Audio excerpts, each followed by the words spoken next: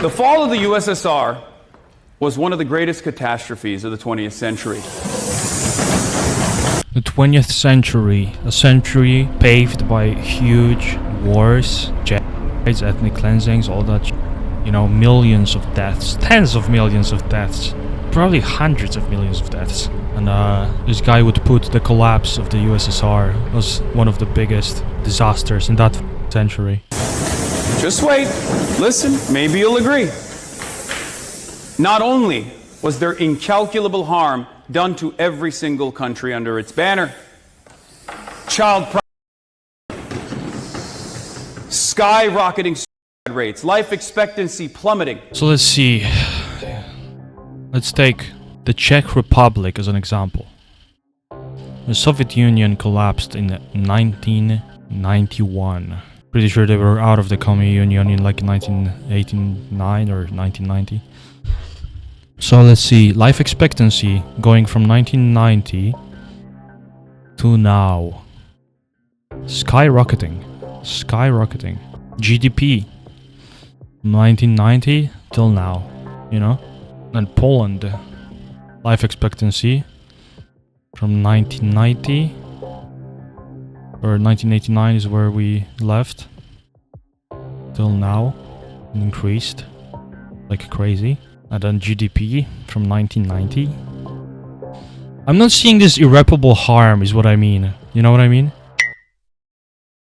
Lenin's strongest soldier over here would have me believe that living in Poland would be a complete fucking, you know, miserable experience after the communist subhuman empire fell. Well, I don't know.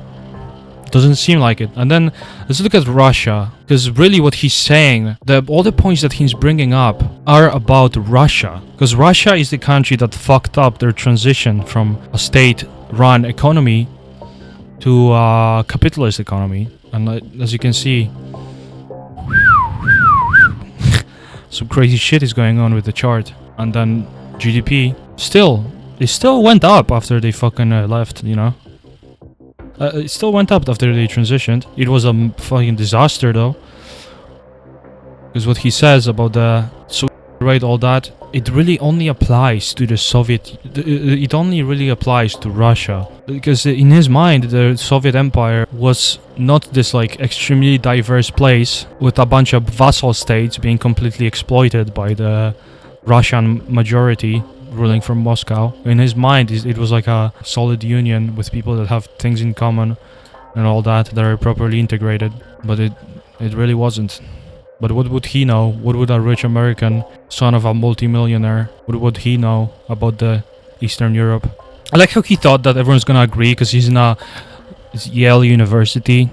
American universities and overall universities are pretty far left. But even here, everyone is like, the fuck you talking about, bro? Who is this aged out millennial hipster over here? Yapping. Country under its banner. Every single country under its banner. Child. The child. By the way, speaking of child. I've had sex with not even escorts, but also like straight. I've gone to a brothel, Artemis in Berlin, and had sex with the workers there. Yes.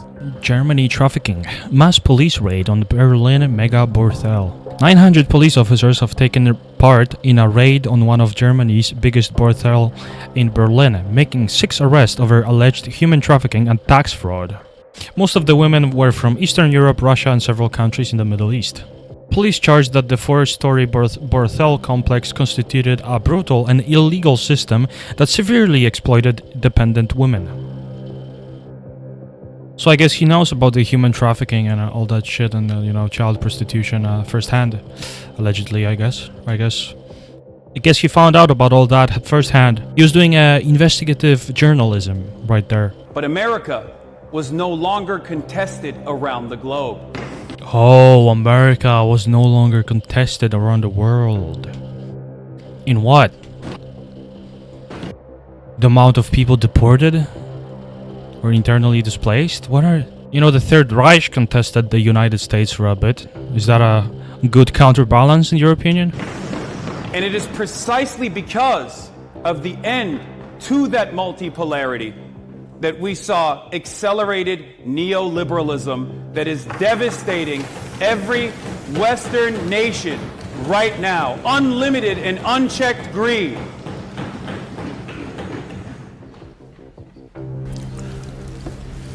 Why is he chewing fucking bubble gum? Does he have to be chewing bubble gum while doing this retarded ass speech? Fuck! Does he have to be chewing bubble gum while doing this retarded ass fucking speech? Lenin's the strongest over here. Successes are leading to our own demise and the demise and collapse of the liberal system. The U.S. has produced disaster after disaster after disaster. Disaster after disaster after disaster after disaster. Like one of these? You mean? Like one of these? Cool things? Maybe one of these? One of these disasters? One of these disasters? Look, this is the year when the Afghanistan war started for Russia. Where Russia invaded. Look at the population plummeting. Meanwhile, during the US, you know, you could say that it is unjustified war, all that bullshit, right? But you can't argue that Russians were just full on sliming motherfuckers without hesitation. They were just bombing entire villages, just completely targeting civilians as they do. One of these disasters, maybe? You know, the RLC? The sea, one of the biggest lakes in the world that was completely dried up as a result of Soviet policies. These are these the disasters you're talking about? Maybe the Great Leap Forward? Deaths. Innumerable deaths. Economic mismanagement. Oopsie. Misclick. I know to people like him, this is like a cool, trendy thing to do, is to pose as this virtuous, anti-imperialist, sort of a warrior of peace. But to people living in Eastern Europe, the difference between living during communism and after communism is the difference between you know, a dignified life and just a life under just an oppressive rule of authoritarians that will beat you up for literally not going to work. Just the other day, I had some boomer co-worker of mine just randomly telling a story where militia in Poland during the commie era, sometimes they would just find you if you were out somewhere during the work time hours, like during the day work time hours. If they would find you just somewhere on the street, somewhere, anywhere, they could just pull up to you and press you for why aren't you at work? How dare you not be at work at this time? Get back to work, fucking pussy. They could just beat you up as well for no reason. Just for, you know, for you being out during the hours that you're supposed to be slaving away for the fucking regime. You know, the disasters he's talking about, it's literally just Russia. And you could argue that, I mean, obviously Russia mismanaged its transition. The shock therapy didn't work. And mostly because of Yeltsin and his just complete refusal of trying to make the country into a democracy. Also, he literally staged a coup. So Yeltsin was the first and only democratically elected president of the Federation of Russia. He really didn't like the fact that the parliament of Russia, the Duma or whatever, the White House, it's not the White House is a completely different thing than the White House in the US. It's basically a parliament. It is basically the Russian version of the parliament. In 1993, Yeltsin didn't like the fact that he had to share power with them. So he did a coup. He ordered a fucking shelling of the parliament. And from that time on, the president of Russia was basically a dictator. They had a democracy for a whole total of maybe 2 years. Russians just didn't realize how much they benefited from being like an imperial force, and they couldn't really fully transition into a world where they actually have to do trade and they can't just exploit all these random countries that they managed to take over. Here's one clip from a historian that gets into details of that better than I could. We were in Russia in 88, 89. Anything that was sold at the markets that came from somewhere else, they would mark it importnaya, means imported. And I remember thinking, this is really weird, because normally you would say it's, I don't know, Hungarian this and that or whatever. And I thought, this means that anything from somewhere else is better than what we got. That it's a really bad sign. And they had like what I would call a donut empire. Normally when you think of an empire, Mother Central is the most developed part, and then there's the periphery where all the natural resources are taken away. It was an inverted empire. Russia is the donut. The rich places are places like Czechoslovakia. The Russians are sucking in all the wealth from these places, and I think that's another reason why the shattering of the Soviet Union, when they lost all of their enserfed Eastern Europe, why it was such a mess for Russia. They did not realize, and they still don't realize, the degree to which they were living off the wealth produced in the European portions of Russia that since became independent. Nobody forced these countries to leave the Soviet Union. Speaking from what I learned living in Poland, I mean, it's pretty obvious. We wanted nothing to do with the Soviet Union ever since it began as a country. Because right away, when the Soviet Revolution, when Lenin took over in 1917 and started a civil war with the pro-Tsarist forces, Poland regained independence. Because also at the time the German Empire fell, the Austro-Hungarian Empire fell, and the Russian Empire fell. So we managed to gain independence because we were occupied by the three of these subhuman forces. And immediately we knew that this isn't gonna stand, like Russia is going to invade us. It's pretty fucking obvious that that's gonna happen. Lenin viewed the newly independent Poland as a critical route for spreading communist revolutions into Europe. And it's just some, like, you know, when you talk about this sort of ideology where a Western or whatever force comes into a foreign country and is like, we know how to make your life better. If you would say that about the British colonialists, the French, Portuguese, Dutch, whatever colonials in anywhere in the world, Asia, Africa, South America, anywhere, you would say that this is the wrong thing to do. It's like colonialism, right? It is like called like the white man's burden or whatever. Like you're trying to enforce your systems of whatever bullshit onto the native population, and it's like, not to mention that whatever they were spouting was obviously retarded, as was seen later. Like immediately it was apparent what this regime is gonna look like, and it's gonna be pretty much like the Tsarist Empire, but with a different flag, different songs. Lenin repeatedly emphasized the need for terror and violence in overthrowing the old order. Fearing anti-Bolshevik forces would overthrow his administration in December 1917, Lenin ordered the establishment of Emergency Commission for Combating Counter-Revolution and Sabotage, or Cheka, a police force, like a secret police force basically, like a Gestapo but version. It's like NKVD but before NKVD. It's like Gestapo but communist. The Cheka claimed the right to execute anyone whom it deemed to be an enemy of the government without recourse to the revolutionary tribunals. Accordingly, throughout Soviet Russia, the Cheka carried out killings often in large numbers. It really can't be quantified. It's not like they kept records. It's anywhere from 10,000 to even 140,000. Lenin, of course, never witnessed this violence or participated in it firsthand, and publicly distanced himself from it. Just like Piker would. The rich son of a multi-millionaire would never participate in this. He would send his fucking communist allies to do the dirty job for him. And then almost immediately after Lenin took over, a decree in 1919 resulted in the establishment of concentration camps, which were entrusted to the Cheka, later administered by a new government agency, Gulag. By the end of 1920, 84 camps had been established across Soviet Russia, holding about 50,000 prisoners. By October 1923, this had grown to 315 camps and about 70,000 inmates.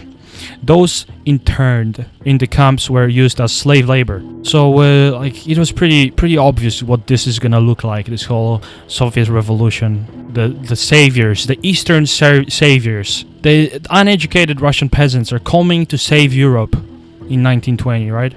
So immediately we knew this is gonna be a fucking war, and we started on an offensive. I'm pretty sure it was a preemptive, like, kind of a strike made by Poland to try and establish some borders before Russia comes in and starts taking things over. It was a messy ordeal. We were pretty close to losing, but then we managed to repel the forces because the initial offensive didn't succeed as much. It wasn't easy because we just regained independence, and it was also a war with we also were fighting the Ukrainians, Lithuanians, Czechs a little bit Germans too. You know, Red Terror is the whole thing related to Czechia.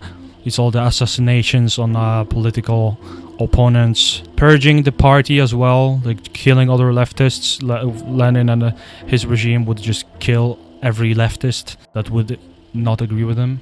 Like whenever Hasan talks about anything related to this, like Lenin and all that, like communism, it's just this. Consciousness and is patently wrong. Reversion to parliamentarianism, forsooth. Perhaps there is already a Soviet Republic in Germany. It does not look like it. How then can one speak of reversion? It is not an empty phrase. Parliamentarianism has become historically obsolete. That is true in the propaganda sense. However, like really, it's an article written by Lenin, I'm pretty sure, but like who gives a fuck about this? Why would I care about whatever the fuck he had to say in theory?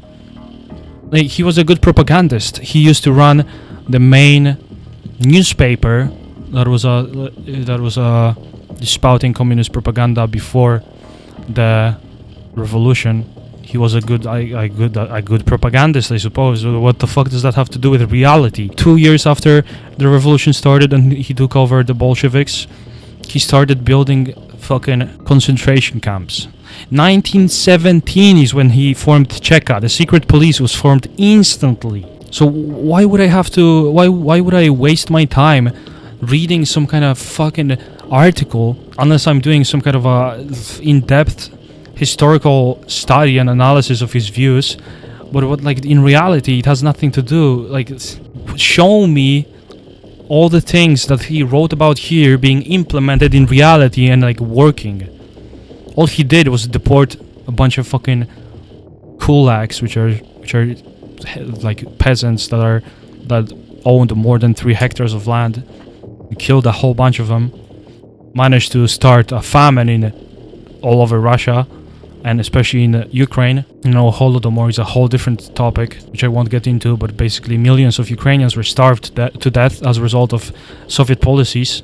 Some argue it's a genocide. I mean, it's probably is a genocide, because if you're confiscating grain and then not allowing the people to even leave that area, like shooting them on sight as they're trying to leave the fucking like famished area, is, I mean, pretty much a genocide at that point. He never talks about any of these things. He never talks about the Russian invasion of Afghanistan and the disaster that it was and all the fucking crimes committed there. But he will talk extensively about the US invasion of Afghanistan. It's just like one-sided. You can criticize the West, but bro, the Russian atrocities are just a whole different world.